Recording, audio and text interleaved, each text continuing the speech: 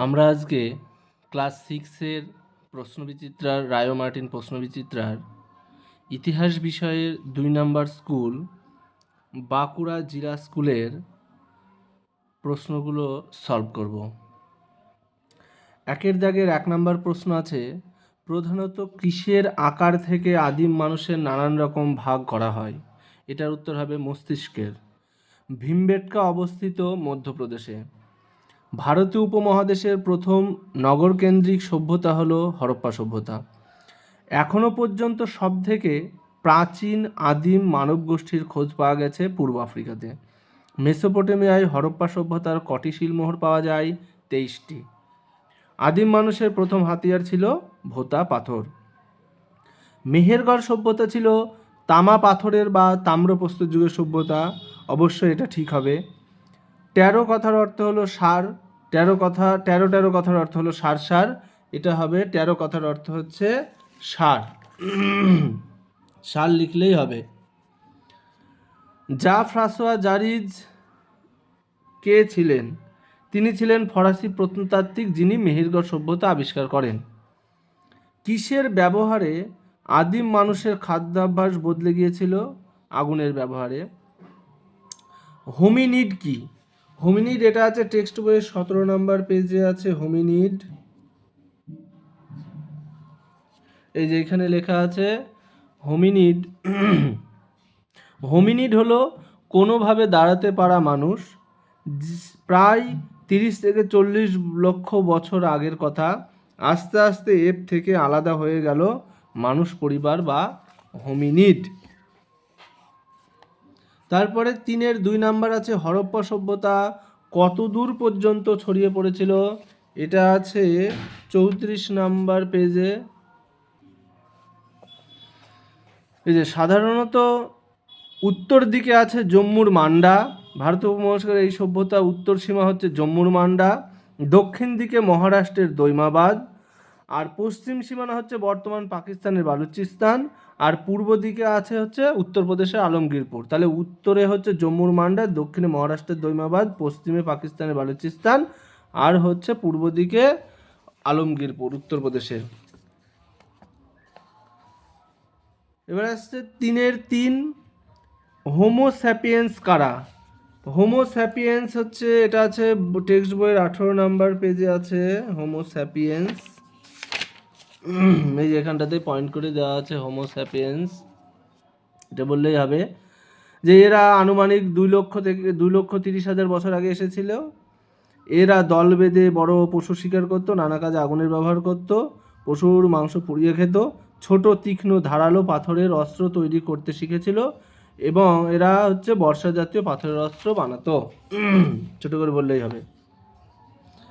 এবার আসছে 4 দাগের 1-এ আছে মেহেরগড়ের সমাধি। টিকা লেখো মেহেরগড়ের সমাধি।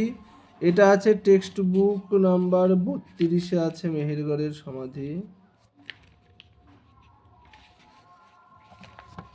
যেখানে পয়েন্ট করে দেওয়া আছে মেহেরগড়ের সমাধি, যে লাল কালির দাগ দেওয়া যেটা সেগুলো পড়লেই হবে। মেহেরগড়ের সমাধি। মেহেরগড় সভ্যতার অন্যতম বৈশিষ্ট্য হলো সমাধিক্ষেত্র। সমাধিতে মৃতদেহ সোজাসুজি বা কাত করে শুইয়ে দেওয়া হতো। মৃতের সঙ্গে দেওয়া হতো নানা জিনিসপত্র যেমন শাক বা পাথরের গয়না, কুড়ুল প্রভৃতি। এছাড়া সমাধিতে দেওয়া হতো নানা গৃহপালিত পশু। মৃতদেহকে লাল কাপড় জড়িয়ে লাল রং মাখিয়ে সমাধি দেওয়া হতো। এবার 2 নম্বর আসছে লুসি কি? এটাও পয়েন্ট করে দেওয়া আছে টেক্সট বইয়ে হচ্ছে 20 নম্বর পেজে আছে লুসি। এই যে এটা লুসি কি? আফ্রিকা মহাদেশের ইথিওপিয়ায় হাদার নামে একটি জায়গা আছে। সেখানে 1974 খ্রিস্টাব্দে একটা অস্ট্রালোপিথেকাসের কঙ্কালের কিছু অংশ পাওয়া গেছে। কঙ্কালটি প্রায় 32 লক্ষ বছর আগের একটা ছোট মেয়ের। কঙ্কালটির নাম দেওয়া হয়েছে লুসি। এবার 4-এর দাগের 3 নম্বর প্রশ্ন হচ্ছে সিন্ধু নদের তীরে হরপ্পা সভ্যতার শহরগুলি কেন গড়ে উঠেছিল? এটা হচ্ছে রায় মার্টিনে ভালো করে দেওয়া আছে। রায় মার্টিনের পৃষ্ঠা নাম্বার 42 আর প্রশ্ন নাম্বার 25। 42-এর 25 নাম্বার প্রশ্ন। এটা হচ্ছে সিন্ধু নদে তীরে হরপ্পা সভ্যতার শহরগুলি কেন গড়ে উঠেছিল, এই যেটুকুনি আছে। সিন্ধু নদের তীরে হরপ্পা সভ্যতার শহরগুলি কেন গড়ে উঠেছিল বলে তোমার মনে হয়? প্রাচীনকালের সভ্যতাগুলি অধিকাংশ ক্ষেত্রেই নদীর তীরে গড়ে উঠত। ভারতীয় উপমহাদেশের হরপ্পা সভ্যতার শহরগুলি সিন্ধু নদীর তীরে গড়ে উঠেছিল। নদীর তীরে শহর গড়ে ওঠার সুবিধা, ব্যবসা বাণিজ্যের সুবিধা। এই শহরগুলি ব্যবসা বাণিজ্যে উন্নত ছিল, তারা নদীপথে নৌকার সাহায্যে যাতায়াত ও ব্যবসা বাণিজ্য করত। কৃষিকাজের সুবিধা, হরপ্পা সভ্যতার শহরবাসীরা খাদ্যশস্যের জন্য গ্রামের কৃষিকাজের উপর নির্ভর করত, আর নদীর তীরের পলি সমৃদ্ধ জমি ছিল চাষবাসের উপযোগী। এটা তোমরা পজ করে লিখে নেবে। এবার আসছে 5-এর দাগের 1 নম্বরের প্রশ্ন, হরপ্পা সভ্যতার নগর পরিকল্পনা বর্ণনা করো। এটাও রায় মার্টিন থেকে পড়লে ভালো হয়, রায় মার্টিনে ভালোভাবে লেখা আছে। সহায়িকায় রায় মার্টিনের পৃষ্ঠা নাম্বার 42-এর 27 নম্বর প্রশ্ন। এই যে 27 নম্বর প্রশ্নে হরপ্পা সভ্যতার নগর পরিকল্পনা কীরকম ছিল? ভারতীয় উপমহাদেশে হরপ্পা সভ্যতায় প্রথম নগর গড়ে উঠেছিল। এই সভ্যতার প্রধান প্রধান নগরগুলি হলো হরপ্পা, মহেঞ্জোদারো, লোথাল, কালীবঙ্গান প্রভৃতি। নগর পরিকল্পনা, এখানে প্রথম পয়েন্ট হবে জনবসতি। এই জনবসতি বলছে নগর সভ্যতার নগরগুলো, হরপ্পা সভ্যতার নগরগুলির জনবসতি এলাকার 2টি ভাগ ছিল। একটা উঁচু এলাকা যেটা সিটাডেল বলা হচ্ছে, আর একটা নিচু এলাকা। নিচু এলাকাতেই সাধারণ জনবসতি গড়ে উঠেছিল বা মূল জনবসতি ছিল নিচু এলাকাতেই। এবার আসছে ঘরবাড়ি। ঘরবাড়িগুলো কেমন ছিল? হরপ্পা সভ্যতায় ইটের তৈরি বড়, মাঝারি ও ছোট বিভিন্ন ধরনের বাড়ি ছিল। বাড়িগুলিতে রান্নাঘর, শৌচাগার, স্নানাগার, কূপ ছিল। এবার আসছে নিকাশি ব্যবস্থা।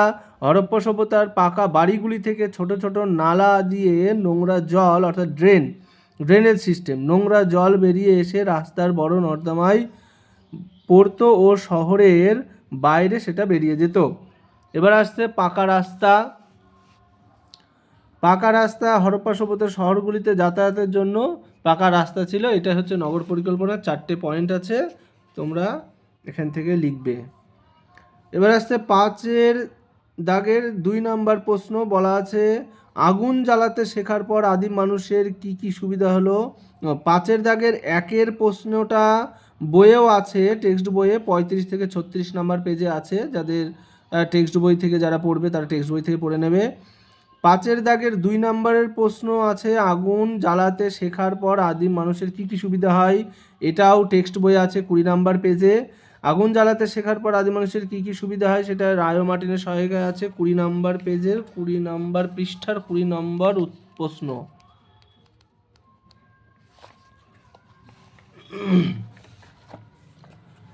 আগুন জ্বালাতে শেখার পর আদিম মানুষের কি কি সুবিধা হয়েছিল? আগুন জ্বালাতে শেখার পর আদিম মানুষের অনেক সুবিধা হয়েছিল। যেমন প্রথম পয়েন্ট, প্রচণ্ড শীতের হাত থেকে রক্ষা পেল। আদিম মানুষ আগুন জ্বেলে তার তাপ নিয়ে প্রচণ্ড শীতের হাত থেকে রক্ষা পেত। জীবজন্তুর আক্রমণ থেকে রক্ষা, সব প্রাণী আগুনকে ভয় পায়। আদিম মানুষ আগুন জ্বালাতে শেখার পর আগুন দিয়ে অন্য জীবজন্তুর আক্রমণের মোকাবিলা করত। 3 নম্বর পয়েন্ট হচ্ছে আগুনে ঝলসে খাওয়া। আগুন জ্বালাতে শেখার পর আদিম মানুষ কী করলো? কাঁচা মাংস খাওয়ার বদলে আগুনে ঝলসানো মাংস খাওয়া শুরু করলো। তাহলে 3টে পয়েন্ট হচ্ছে, প্রচণ্ড শীতের হাত থেকে রক্ষা, জীবজন্তুর আক্রমণ থেকে রক্ষা, আর আগুনে মাংস ঝলসে খাওয়া শুরু করলো। এবার আসছে 5-এর দাগের 3 নম্বরের প্রশ্ন, পুরনো পাথরের তথা প্রাচীন প্রস্তর যুগের সঙ্গে নতুন পাথরের তথা নব্য প্রস্তর যুগের পার্থক্য লেখো। এটা টেক্সট বইয়ে সুন্দর করে দেওয়া আছে 19 নম্বর পেজে।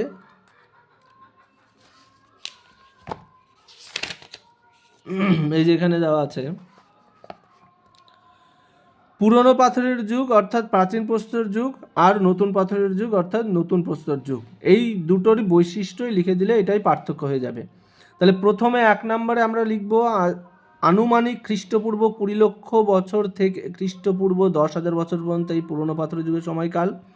আর তার নতুন পাথরের যুগের সময়কাল আনুমানিক খ্রিস্টপূর্ব 8,000 থেকে খ্রিস্টপূর্ব 4,000 বছর পর্যন্ত। 2 নম্বর পয়েন্ট, এখানে হাতিয়ারগুলো পুরনো পাথরের যুগে হাতিয়ার ছিল বড় ও ভারী পাথরের এবড়ো খেবড়ো, আর নতুন পাথরের যুগের হাতিয়ার ছিল অনেক হালকা ও ধারালো। 3 নম্বর পয়েন্ট, এরা শিকার করে ও বনের ফল মূল জোগাড় করে খেত। এখানটাতে নতুন পাথরের যুগে 3 নম্বর পয়েন্ট, নানান রকমের হাতিয়ার, পশুপালন, কৃষিকাজ শুরু করে। এরা হচ্ছে শিকার, পুরনো পাথরের যুগে শিকার আর বনের ফলমূল জোগাড় করে খেত। নতুন পাথরের যুগে এরা পশুপালন ও কৃষিকাজ করা শুরু করলো, মাটির পাত্র বানানো শুরু করলো। পুরনো পাথরের যুগের 4 নম্বর পয়েন্ট হচ্ছে খোলা আকাশের নিচে কখনো বা গুহায় থাকতো, আর নতুন পাথরের যুগে মানুষ যাযাবর জীবন ছেড়ে একটা অঞ্চলে স্থায়ী বসতি বানানো শুরু করলো।